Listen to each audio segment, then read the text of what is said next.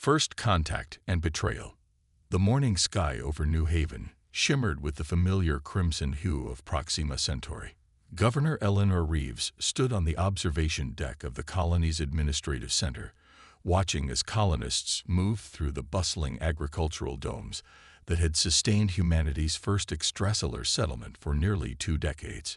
17 years of struggle, sacrifice, and ultimately triumph had transformed this once hostile world into a thriving community of 30,000 souls, scientists, engineers, farmers, and their families. Governor, her assistant's voice crackled through the comm. The anomaly detection system just registered multiple fold space signatures at the edge of the system. Eleanor's pulse quickened. In the 27 years since humanity had discovered faster-than-light travel, they had yet to encounter another spacefaring civilization. Alert Defense Coordinator Takeda. I want all personnel at their stations, but no aggressive posturing. This could be first contact. Within hours, the visitors revealed themselves. A flotilla of 7 vessels, their hulls gleaming with an iridescent green material unlike any alloy Earth's engineers had developed. Their design was sleek, organic almost, resembling massive aquatic creatures more than the utilitarian ships of Earth's modest fleet. "They're hailing us," Communications Officer Liang announced, her voice betraying the mixture of excitement and apprehension they all felt. The main view screen flickered to life, revealing a being that confirmed humanity was indeed not alone in the universe. The alien had a vaguely humanoid shape, 2 arms, 2 legs, but its skin was a pale blue, crisscrossed with darker veins that pulsed with an inner light. Its face featured 4 eyes arranged in a diamond pattern above a small mouth that seemed perpetually curved in what humans might interpret as a smile. "Greetings, children of Earth," the being spoke, its voice melodious, and somehow projected directly into English. "I am High Commander Zalthir of the Viridian Collective. We have observed your development from afar, and deemed this an appropriate time to welcome you to the greater galactic community." Over the next 3 days, the Viridians shared knowledge of a galaxy teeming with life, 17 major spacefaring civilizations, and dozens of emerging species. They expressed admiration for humanity's resilience, for establishing a colony with such limited technology. They offered medical advancements, energy solutions, and cultural exchange. Eleanor remained cautiously optimistic, but insisted on a measured approach to integration. "We should consult with Earth before accepting any technological transfers," she told her senior staff. "I scheduled a quantum communications session with the United Earth government tomorrow morning." That communication would never take place.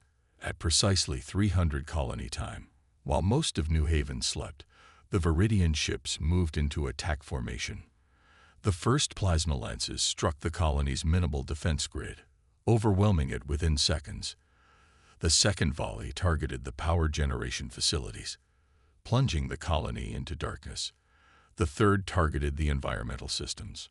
Defense Coordinator Takeda managed to send one desperate message toward Earth before the communications array was vaporized.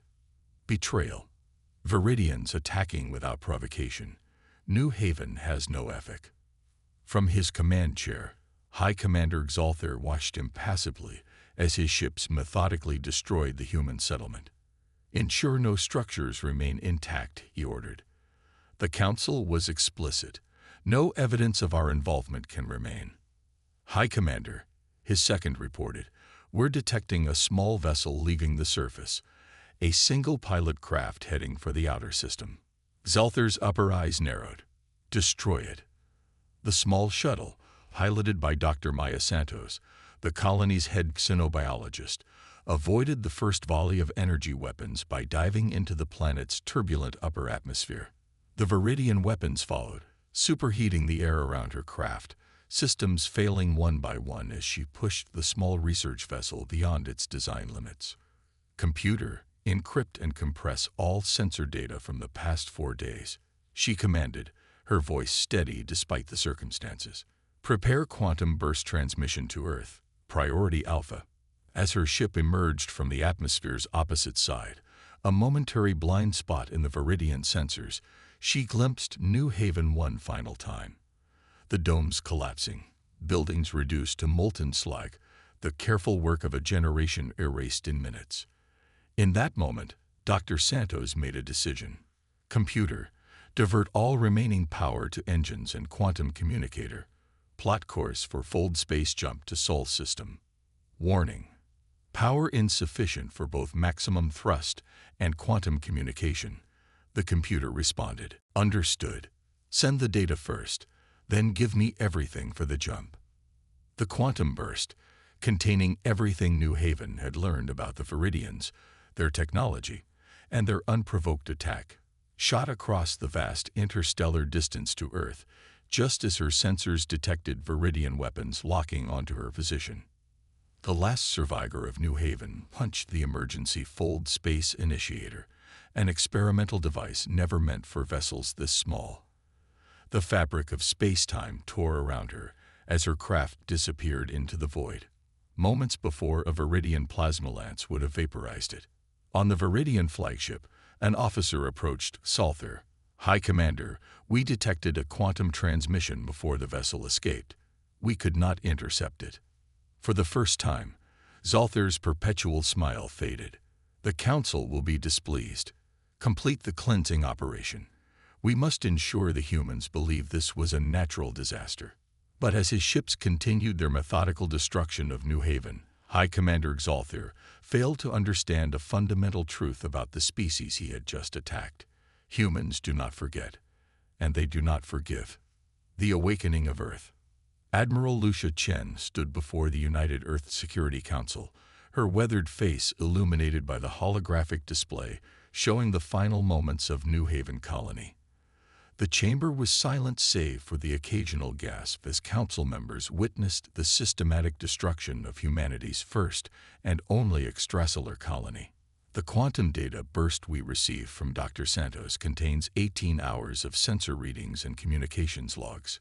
Chen explained, her voice tight with controlled anger. There is no ambiguity here.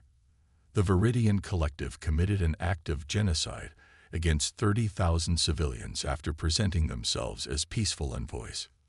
President Okafor of the United Earth government rose slowly, her normally composed demeanor shaken. And Dr. Santos, did she survive the fold space jump? Chen's expression hardened. Her vessel emerged in the Kuiper Belt 3 days ago, severely damaged. We recovered her body and the ship's logs. She survived long enough to ensure the data reached us. One woman's sacrifice may have saved our entire species, Defense Minister Volkov observed. If the Viridians had come to Earth directly, presenting themselves as allies while our defenses were down, the implication hung heavy in the air. Earth's orbital defenses, while substantial against asteroids or conventional attacks, were not designed to repel the advanced weaponry the Viridians had demonstrated at New Haven. They don't know about Prometheus, do they? Asked Science Minister Tanaka, referring to the Classified Military Research Division operating beyond Mars. No, Chen confirmed. For the past 15 years, we've maintained the public narrative that our space military efforts are modest and defensive. The Prometheus program has remained completely compartmentalized, as this council directed after the discovery of fold space technology. President Okafor studied the holographic display, now showing the Viridian ships. Admiral Chen, the question before this council is simple but consequential. Is humanity ready for this conflict? The Admiral straightened. Madam President, members of the Council, the Prometheus fleet has been operational for 3 years. We have 27 warships equipped with technology that substantially exceeds what the Viridians demonstrated at New Haven. Our gravitational manipulation systems, quantum-locked armor, and relativistic weaponry were developed specifically for a scenario like this. First contact with a hostile civilization. Chen continued, her tone shifting from military briefing to something more personal. But readiness isn't just about technology. The men and women under my command joined Prometheus understanding they might one day be all that stands between humanity and extinction. They trained for this moment, and they're aware of what happened at New Haven. How would we proceed? Asked Economic Minister Likari, the most dovish member of the council. Chen tapped her datapad, and the holographic display changed to show a massive vessel unlike anything humanity had publicly revealed. Angular, imposing, its dark hull broken only by weapon ports and engine arrays that glowed with barely restrained energy. The UES Retribution, our flagship, carries enough firepower to sterilize a small moon. The rest of the fleet is similarly equipped. We've already identified the Viridian home system through analysis of their communication patterns. She hesitated. Madam President, I must be clear. What I am proposing is not a peacekeeping mission or a show of force. This would be war with all its attendant costs. For nearly an hour, the council debated, weighing diplomatic overtures against military action, moral imperatives against pragmatic concerns. Eventually, President Okafor called for a vote. The council has reached its decision, she announced, her voice steady. Admiral Chen, you are authorized to initiate Operation Nemesis. The full resources of Earth are at your disposal. But I have one condition. We offer the Viridians one chance to surrender and submit to justice before we unleash our full capabilities. Chen nodded, both in acknowledgement of the order and in respect for the restraint it represented. Understood, Madam President. The fleet will be ready to deploy in 48 hours. As the council session adjourned, Admiral Chen remained behind, studying the image of the destroyed New Haven colony. Minister Volkov approached, his expression grim. You knew many of them personally, didn't you, Lucia? I selected Eleanor Reeves to govern that colony. Chen replied softly. I attended her wedding. I held her daughter as an infant. She closed the holographic display with a sharp gesture. The Viridians believe they've encountered a primitive, fragile species they can eliminate without consequence. They're about to learn how catastrophically wrong they are. Within the massive construction bays of Jupiter's orbital shipyards, the Prometheus fleet prepared for departure. The UES Retribution, flanked by its sister ships Reckoning, Judgment, and Vindication, moved into formation as smaller destroyers and support vessels took their positions. Aboard the Retribution, Admiral Chen addressed the combined crews, her image transmitted to every vessel in the fleet. Men and women of Earth, we embark today on humanity's first interstellar war. Not by choice, not by ambition, but because we have been given no alternative. The 30,000 souls of New Haven cry out for justice, and we shall answer. She paused, scanning the faces on her bridge, seeing determination rather than fear. Make no mistake about our purpose. We do not seek merely to avenge our fallen. We go to ensure that humanity will never again be viewed as easy prey. After today, the galaxy will understand one fundamental truth about our species. Earth stands with its children, all its children, no matter how distant.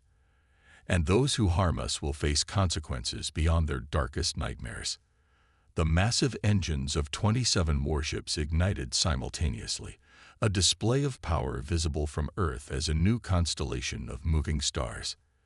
As the fleet approached full space velocity, Admiral Chen gave one final order. All vessels, execute jump to Viridian space. Operation Nemesis is now active. In the cold vacuum of space, humanity's vengeance armada disappeared in a series of brilliant flashes, bound for a reckoning that would reshape the galaxy's understanding of the supposedly primitive species from Sol. Reckoning. The space above Viridia Prime shimmered as reality itself seemed to fracture. 27 tiers in the fabric of space-time appeared simultaneously, perfectly positioned in a hemisphere formation that would allow no escape from the planet below. From these ruptures emerged the ships of humanity's Prometheus fleet, their dark hulls absorbing the light of Viridia's sun rather than reflecting it.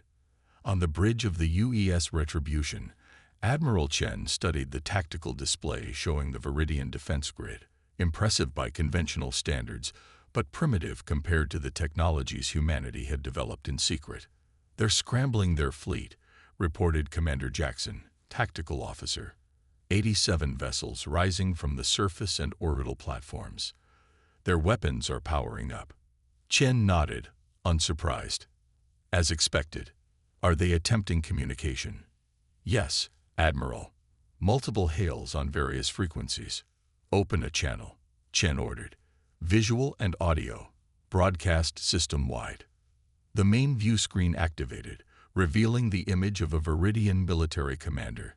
His four eyes widened in what might have been shock or fear. Unidentified vessels, you have entered sovereign Viridian space. Power down your weapons and identify yourselves immediately. Admiral Chen rose from her command chair, her expression impassive. I am Admiral Lucia Chen of the United Earth Fleet. You know why we're here. The Viridian commander's expression shifted subtly. I don't understand your reference, human. This is our first encounter with your species. A lie, Chen replied coldly. 18 Earth days ago, your vessels under High Commander Xalthar destroyed our colony at Proxima Centauri after presenting themselves as peaceful emissaries. 30,000 civilians were murdered. The Viridian's upper eyes narrowed while his lower ones darted to something off-screen. These are serious accusations. If such an incident occurred, I assure you it was not authorized by our collective council. Perhaps rogue elements. Another lie, Chen interrupted. We have complete sensor logs, including your council's direct orders to leave no evidence. Where is High Commander Xalthar? Before the Viridian could respond, another figure moved into the frame, the distinctive four-eyed face of Xalthar himself. I am here, human. Yes, I ordered the destruction of your colony. A necessary preemptive action against a species showing dangerous expansion tendencies. The Council determined you would eventually become a threat to galactic stability. Chen's expression remained unchanged, but those who knew her noted the dangerous gleam in her eyes. High Commander Xalthar, I have been authorized to offer terms. Surrender yourself and all involved in the attack on New Haven to stand trial under Earth law for 30,000 counts of murder. The Viridian Collective will provide reparations and submit to restrictions on military activities near human space. Xalthar's mouth curved into the same smile he had shown the New Haven colonists before their destruction. You overestimate your position, Admiral. You have 27 vessels. The Viridian Collective has thousands across our territory, and we have stood for 15,000 years. Your species has barely left its cradle. This is your only warning, Chen replied. You have 5 minutes to begin compliance. Xalthar's smile widened. Perhaps a demonstration will clarify the situation. He turned away, issuing an order in his native language. Instantly, 3 Viridian battlecruisers broke formation, accelerating toward the Retribution. Their weapons fired simultaneously, dazzling beams of concentrated plasma that struck the human flagship directly. On the Viridian Command Center, cheers erupted as the energy weapons made contact. But the cheers died as quickly as they had begun when the smoke cleared to reveal the Retribution completely unharmed, not even its paint scorched. Pathetic, Chen said quietly. Commander Jackson, demonstrate our resolve. Target their lead vessel only. Minimal yield. Aye, Admiral. Graviton lance charging. Firing. From the Retribution's forward section, a barely visible distortion wave emanated, not energy or matter, but a focused manipulation of space-time itself. When it reached the lead Viridian vessel, the ship simply imploded, crushed by forces that overwrote the fundamental laws of physics in a localized area. Silence fell across the communication channel. Even Xalthar seemed momentarily speechless. That was our lowest setting, Chen explained. Your 5 minutes have elapsed. What is your response? Xalthar recovered quickly. An impressive weapon, but a single ship. Our fleet outnumbers yours. All vessels, Chen interrupted, addressing her fleet. Execute targeting pattern Omega. Full demonstration. Every ship in the human fleet fired simultaneously, not at the Viridian vessels, but at empty points in space between them. Where the graviton lances intersected, space itself collapsed into temporary singularities that began pulling in the nearest Viridian ships. Those caught in the gravitational well were stretched and compressed beyond recognition before disappearing into the miniature black holes, which themselves dissipated moments later. In 30 seconds, 40 Viridian warships had simply ceased to exist. The next volley will target your orbital defense platforms, Chen stated. The third will begin atmospheric cleansing of Viridia Prime itself. You have one final opportunity to surrender. On the screen, frantic activity could be seen behind Salthir as Viridian commanders shouted orders and technicians worked desperately at their stations. This is impossible, Salthir hissed. Your colony had no such technology. We monitored your development for years. You saw what we wanted you to see, Chen replied. Humanity has learned through bitter history to keep its teeth hidden until they're needed. A new Viridian entered the frame, wearing elaborate ceremonial garments, a member of their ruling council. Admiral Chen, I am Counselor Texel. The Collective Council requests an immediate cessation of hostilities and offers to discuss your terms. Chen's expression remained stone. There will be no discussion.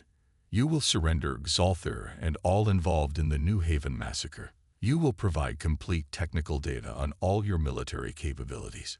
You will submit to human oversight of your military activities for the next 100 years. And you will construct a memorial on your homeworld acknowledging your crime against humanity. Such terms would destroy our standing in the galactic community, Texel protested. Your alternative is extinction, Chen replied simply. Decide now. For a long moment, Texel stared at the human admiral, perhaps searching for signs of bluff or uncertainty. Finding none, the counselor turned to security personnel, placed High Commander Xalthir under arrest. Transmit our surrender to the human fleet. As Viridian security officers moved toward Salthir, the High Commander lunged for a weapon. He never reached it. A precision graviton pulse from the Retribution struck him alone, crushing him where he stood without harming anyone else in the room. The terms of surrender remain unchanged, Chen stated. We will accept the remaining perpetrators alive. Prepare to receive a human delegation within the hour to formalize your surrender. As the communication ended, Commander Jackson approached Admiral Chen.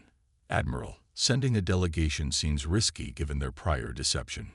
Chen nodded toward the tactical display, which showed the Retribution's weapons still locked on the Viridian capital. They understand their situation now, Commander. But as a precaution, I'll lead the delegation myself. 6 hours later, in the Grand Assembly Hall of the Viridian Collective, Admiral Chen stood as representatives from 17 spacefaring civilizations watched via quantum communication. The Viridian Council, diminished by the arrests of those involved in the New Haven attack, signed the formal surrender document under the unwavering gaze of human Marines. Let this serve as a lesson to all who witnessed these proceedings, Chen addressed the galactic representatives. Humanity came to the stars in peace.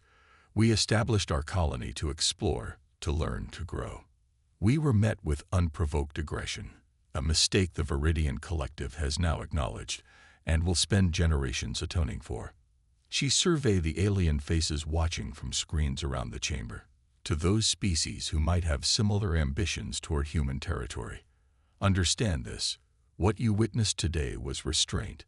We could have eliminated the entire Viridian species, but chose justice over vengeance. Do not mistake this mercy for weakness. As the signing concluded, Chen stepped away from the podium and touched her communicator. Chen to Retribution, 1 to Transport.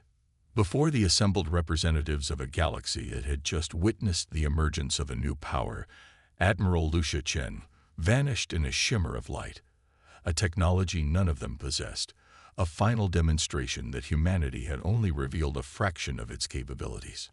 On the bridge of the Retribution, Chen resumed her command chair. Set course for Earth. It's time to go home. Admiral, Commander Jackson said hesitantly, the Galactic Council has requested immediate diplomatic relations with Earth. They seem concerned about our intentions. Chen allowed herself the first smile since Operation Nemesis began. As they should be, tell them we'll receive their representatives in 1 month. That should give them time to reconsider how they approach emerging species in the future. As the Prometheus fleet assembled for the return journey to Earth, news of humanity's overwhelming victory spread throughout the galaxy. Species that had never heard of humans days before now scrambled to understand this newcomer who had humbled one of the oldest spacefaring civilizations in a single day. They would learn what the Viridians had discovered too late. Humanity's greatest defense was not its advanced weapons or hidden fleets, but its uncompromising response to threats against its own. Humans explored in peace, but when provoked, they brought the full measure of their ingenuity, determination, and righteous fury to bear. The message was clear to all who received it. The children of Earth walk among the stars now. Treat them with respect, or face the consequences.